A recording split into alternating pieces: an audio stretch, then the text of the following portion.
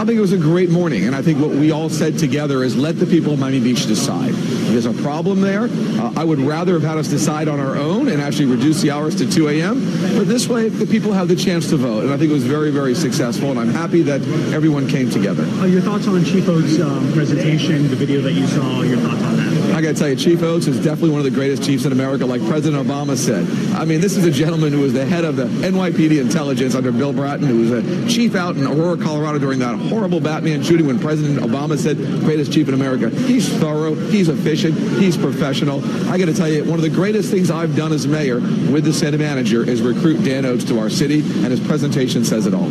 Specific to the video that you saw, what did you find most disturbing, more troubling? What are the solutions you think that you can address in that video? Well, I think what I saw is that why are we putting our officers in such horrible harm's way during these late night hours on Ocean Drive when these officers can be utilized in other parts of our city, protecting residents, protecting their streets? Why are we focusing our resources? There's not enough business generated there from 2 to 5 a.m. to justify our residents paying the taxes for those police officers. And the chief showed it very much there. We have 6 officers that are hurt now just on Ocean Drive. It's time for us to take action, and I believe the people of Miami Beach will.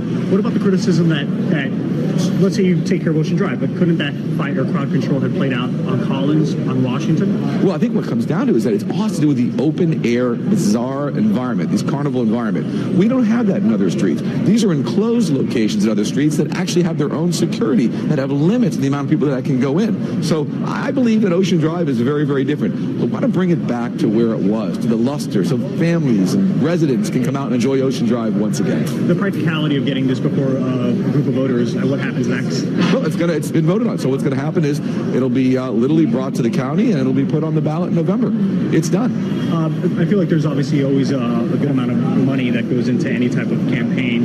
Is there concern there that between now and November you're going to start seeing that as well? Absolutely. Very good point. I'm sure that the Ocean Drive, 3 or 4 businesses are going to spend a fortune trying to convince the people of Miami Beach to leave Ocean Drive alone. And maybe they're going to support certain candidates that will kind of run with their idea. Like they say, he who pays the piper picks the tunes, and that's unfortunate. But today was a good victory.